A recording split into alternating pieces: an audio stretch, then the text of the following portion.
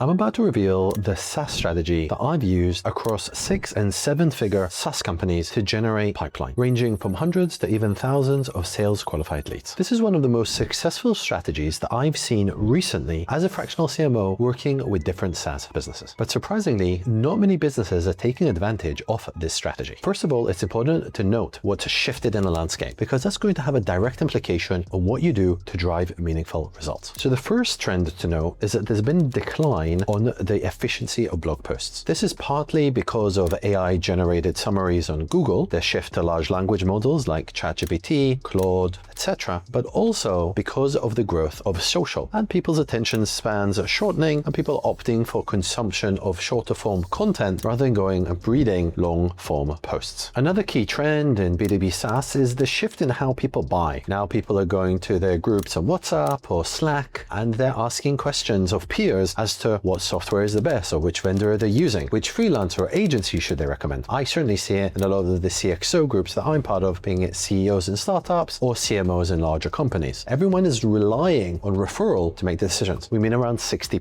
40% of people are still typically going through this process of going to Google, review sites, shopping around and looking what different options are. There's obviously shifting with large language models, where people are leveraging that to do the research for them to curate a relevant list of vendors for their specific challenge. Another key shift is this movement from lead generation to demand generation, where previously you'd be blasting a lot of cold emails to people. This isn't as effective as it used to be, with estimates being around 35 to 38% in drop of efficiency compared to a few years ago. Another key trend is this growth in product-led sales. So people start using the product, usually through a free trial or a free reverse demo where you give them a certain amount of features, and after 2 or 3 weeks you remove those features, and if they want to continue using them, they have to pay for it. But regardless of the mechanism, what happens is these people are behaving in a certain way. They're logging in a certain frequency, they're using different features in the product, and if they fit the ideal customer profile and the ideal buyer profile or ideal buyer persona, then sales would reach out to them and try to cross-sell or upsell. This is product-led sales rather than just product-led growth, where it's all freemium and you just log in and buy the product and sales never contact you, or sales-led growth, websites that you go to, the pricing is opaque, there is no free trial option, and the only way to buy it is to contact sales. Now, sales-led typically works better in an enterprise-led motion, where you have an annual contract value of 50 or 100,000 plus a year in terms of customer value, where product-led growth tends to be much more popular with businesses that have a much lower annual contract value of anywhere from 500 a month to 5,000 a month. So now that you have understand these seismic shifts that are happening in buying behavior and the SaaS landscape as a whole, let's talk more specifically about key channels and how they've changed in the context of your marketing strategy. So previously, we've had the paid social, paid search, organic search, SEO on Google, and we've had cold email outbound as well as cold calling. So these are what we can call the traditional channels. They constitute the majority of spend in terms of where advertising money goes and where most of the activity and energy is typically put in terms of what a lot of marketers are doing. This includes partnerships. So for example, HubSpot historically has scaled 40% of its revenue through its partnership model. Affiliates. I have a client, they've scaled to 120 million turnover just through leveraging affiliate networks. Another is community. Now this is really quite a hard one to crack, but companies like Figma have done a fantastic job at leveraging community in order to drive growth. Then we have email marketing. And interestingly enough, I've never seen a SaaS business scale just through email marketing. That is, you need to somehow acquire all the people you're going to be emailing. Saying that, and there's some great examples like Lenny's newsletter, which is highly reputable and has a lot of high quality readers engaging with it and has grown organically just through the production of exceptionally high quality content. Another example is AppSumo. They have a lot of readers, and when you promote your app, they'll take a revenue share, and therefore you have access with built-in distribution by leveraging something like AppSumo. Now, this is typically more suited for product-led growth business that has a lower annual contract value. I would not recommend this for an enterprise-led motion. Another interesting example is the App Store. So Loom was a fantastic example of this. Before they were an app for developers, they pivoted into the video recording tool that we all love. They had a fantastic breakthrough when they put it on the Chrome Store. So leveraging these marketplaces can be a great way to grow and get traction for users. Other examples can be Salesforce Marketplace or leveraging HubSpot. Now, sometimes I hear people argue with me and say, well, what about a freemium? And I'd say, well, freemium is a mechanism for someone to experience value, but it's very hard to get that as a mechanism for driving growth. There's some interesting examples like Intercom, which historically grew because people would use a chatbot, they would come and experience it as a user, it would have a little button that says powered by Intercom, they would click that and then find out more about the product. Even though this is a growth loop and the product does have a free trial, freemium in itself doesn't inherently include distribution. So if you take example like Zoom, Slack, or Notion, these are tools where there's two parties who are engaging with it, and it creates network effects. You create a document, someone consumes it, they consumed it through Notion. If they like the experience, they'll go and sign up to Notion too. The same thing with Slack and the same thing with Zoom. This isn't the same as a freemium model. Freemium is just a low barrier method to get someone to experience value in the product. Freemium works really well with product-led growth. However, virality isn't necessarily built in to a freemium product, so don't confuse the two. Now, before we go into talking about organic, paid social, and search, organic and paid, as well as cold email, it's important to know that any strategy has to be underpinned by these fundamentals. The first is that you have to have a good understanding of your customers, as well as your ideal customer profile and your ideal buyer persona. You need to understand the competitive set and the category in which you operate. When I mean understand it from the buyer's point of view. You need to have a view of the market and how you segment it. You need to understand how and who you're talking to in the target market. If you're talking to everyone, your message is too diluted and it's not going to cut through. You also need clear positioning. You need to be clear in how you communicate your differentiation and your unique selling point for that specific segment and how you're differentiated from your competitors in your category. Next up, you need to really nail your market offer. That is your value proposition. What that actually means is like Loom. So when Loom started out and they offered a tool for developers, it didn't work. There wasn't a lot of interest. It's only when they pivoted, the same tool, essentially the same value prop, recording videos and sending it to other people, repackaged and recommunicated, where they connected the value proposition into their message and how they articulate the experience for the user and the value in using their product. It's only when Loom connected their value proposition, video recording, into the message and offer by launching it on the Chrome store and explaining that it's a great way to work async that they managed to drive traction. So it was exactly the same product, but the way it was packaged is different. So you have to connect your value proposition to a great message and offer. If you have a great message and offer and the value proposition doesn't solve a meaningful problem, you are still not going to get traction. This is what we call pre-product market fit businesses. They haven't found the right problem to solve for the right market. You obviously have to nail your pricing and your content strategy. Let's start by talking about paid social. You see, in paid social, what's shifted, if you're running ads specifically on, let's say, Meta, previously you could control the audiences. Now that doesn't count anymore. The algorithm does the optimization for you. So instead of trying to figure out which audience you're targeting, you need to double down on creative production. By focusing on including the audience within the context of your creative, your key focus is on managing to deliver and drive as many iterations and as many creatives as possible. The higher the velocity of testing creatives and experimenting, the faster your growth rate is going to be on a paid social channel. This is a bit different than LinkedIn because LinkedIn still isn't sophisticated enough to do this. So you still need to nail your audience targeting by job title and by specific companies on LinkedIn to drive a result. The next key channel to mention and how it's shifted is Google Ads. You see, with Google Ads, you used to create ad groups and campaigns and keywords, and you do lots of different tests and optimize accordingly. The way it's shifted is that the key focus on driving the right conversion event and letting the algorithm find the right audience for you. If you're letting anyone convert by, let's say, downloading an ebook or white paper and put any email in, you're sending that signal back to Google. They're just going to optimize for that very generic audience. So you're never going to get the quality that you need. You have to put a more filtered signal to send into Google Ads and optimize for the right conversion event at the right depth of your customer journey in your funnel in order to get value out of that channel now compared to how it used to run historically. With paid social on LinkedIn, the way it's actually shifted is these lead gen ads where people just fill in the information to get access to an ebook or white paper very rarely translates into pipeline. Just because you have someone's email address and you're sending lots of sequential emails doesn't mean that they're actually interested in what you have to sell. What you need to do is shift to creating high quality content that solves specific problems. It doesn't really matter if it's gated or not. The key is on not just creating content for the sake of capturing leads, but shifting to how to carve out mental space in the mind of your prospect by creating high quality value that helps them in their day-to-day. The higher frequency you do that and the more volume you do that, the faster your brand will grow and the more traction you will get. Now, it's not just about how paid social, paid search, or cold email have shifted. It's also who you're targeting that has shifted. Now, there's access to what we call signals. These are indicators of the right accounts and right individuals that are more likely to be a good fit for your service or offer. One of the signals and triggers that I'm seeing that consistently performs across clients is messaging someone when they've started a new role. For some reason, people make a lot of key decisions when they start a new role, and they're a lot more susceptible and open to trying out new vendors at that very sensitive time when they're reevaluating the entire strategy in this new function. That seems to be a really great spot that works across lots of different clients of different sizes across different industries. Other very common signals is when there's a specific event that has been triggered. So for example, one business I know competed with Notion. When Notion increased the price on a certain feature, they took the opportunity to reach out to companies who they know use Notion, but they compete with, and they use that price hike to message them. And they were able to convert more customers as a result of hitting that signal at the right time. The key shift is that we're moving away from broad general targeting to a more focused, hyper-targeted approach that's more sophisticated and more personalized. This ties nicely into cold email. With cold email, the shift is going from blasting lots of cold emails into narrowing down to people who have the right signals. First, you start by creating great organic LinkedIn posts. So here's 3 examples: Pep from CXL, Gal from Aligned, and Rand from SparkToro. These are 3 examples of fantastic organic posts that have